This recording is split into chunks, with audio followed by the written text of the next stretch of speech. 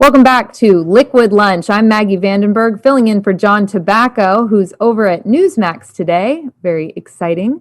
And yeah, I am delighted to be filling in for him. And we've got a special guest with us here today, Bill Pepitone. And Bill is actually a former New York City police officer and a candidate for New York City mayor. Welcome to the show, Bill. Thanks for coming on. Good afternoon, Maggie. Thank you for having me on. I appreciate it. So I would love to chat with you today about the current mayor of New York, who is a very detested individual in my circle of friends. And yeah, just sort of, I guess, talking about the shutdowns and what it means for New Yorkers, for New York businesses, for, just people that have lived here for many years and who call this city home. And also, what led you to want to run for mayor? So I guess what's sort of your take on things, and how does it play into your story? Sure. Well, with this current mayor, actually, the less said about him, the better. But he's destroying the city. He's destroyed the city in so many ways. And now he's destroying it economically. He's destroying lives, as we know, by shutting down the businesses. These lockdowns, they don't match up with science. They don't match up with the numbers.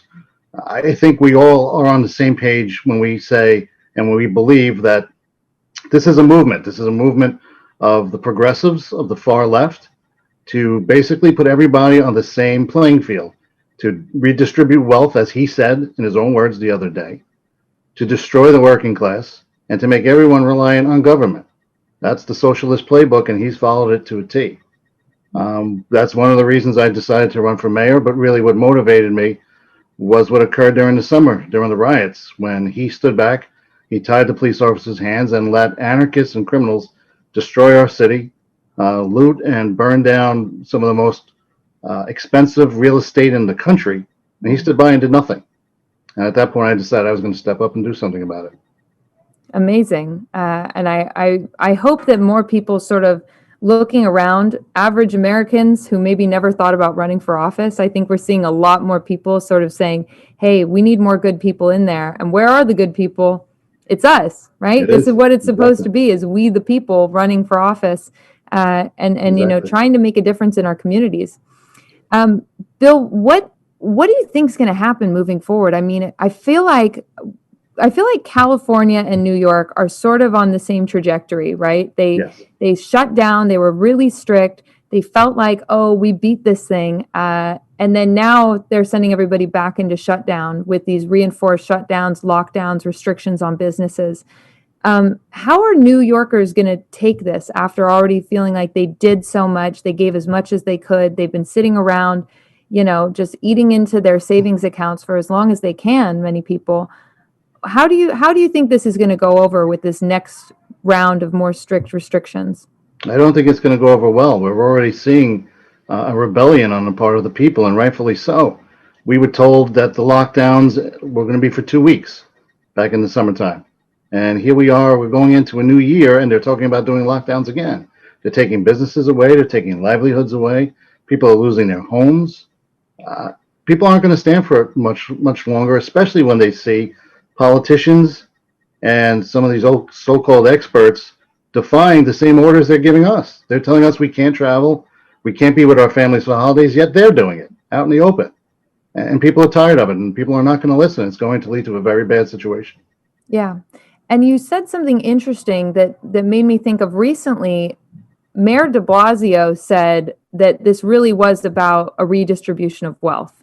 Yeah. And I think that kind of, to me, they showed their hand. We know what they're really after. This isn't about health.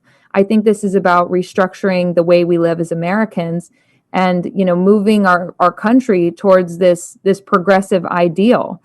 So, I mean, how does that land with New Yorkers? I feel like so many people come here to build a business, to, searching for this like big city of dreams. What do people think when they hear stuff like that from Mayor de Blasio, that this is about a redistribution of wealth? I think people are doing exactly what we're seeing. People are leaving New York. Mm-hmm. They're not going to open up businesses here. Those who have lost their businesses are going to go elsewhere. If you're a working class family right now, you're looking for somewhere else to go. The taxes are too high. The lockdowns are killing you. The same thing's going on in California, or maybe even to a worse extent in California. But again, how much more New York is going to take? Yeah.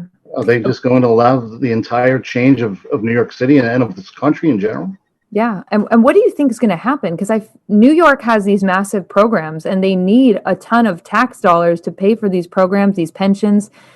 What's going to happen when people leave? Obviously, they're not going to be able to collect that tax revenue. So what do you think is going to happen to the state of New York from the way the government is run? I think we're looking at a complete collapse of New York City and New York State, which falls in the governor's lap because he's been the governor going 3 terms already. And the Wow. state is basically broke. The city is now broke. And this is all on them. I believe we're looking at a complete collapse of New York City's economy, complete collapse of New York City as we knew it. The only way to stop it is next year's elections. Yeah. If we elect someone else like Bill de Blasio, I mean, how he got elected twice, I have no idea. But if we continue to go down that path and elect a de Blasio 2.0, New York City will be unrecognizable in 2 years. It's terrifying. And I have to wonder, when I lived in New York for a few years, but I never met anybody that really likes this guy. No. And it seems to me like you speak to people, how did he actually get elected? Is it the unions? Is it these large special interest groups that get behind a candidate and say we have to all vote en masse for the same person? How is it that somebody like Mayor de Blasio, who I never met any of his supporters, how is it that this guy can get elected? I think he got elected the first time because people bought into the police state argument, that they were tired of Mayor Giuliani's tactics and Mayor Bloomberg's tactics, which were successful, by the way. They bought into the anti-police, anti-public safety agenda, and they went with it. They took that message, which was a false message and a false agenda, and they elected him. The second time, that's really on New York voters who just didn't come out and vote. Only 20% of registered voters showed up at the polls, and that's why he got elected. Nicole Malliotakis would have been a far better mayor, was a far better candidate, but people just didn't show up. We can't allow that to happen again next time or New York City's finished. So, Bill, I take it you and I are probably on the same side of the political spectrum. It sounds like it. Just from hearing you speak. Yes. Pro liberty, pro small business, pro freedom, pro law enforcement, pro strong, safe communities. But I have to say, it seems to me like Republican has become a bad word. It's become this sort of toxic idea when you go into these leftist cities, right? And so Yes.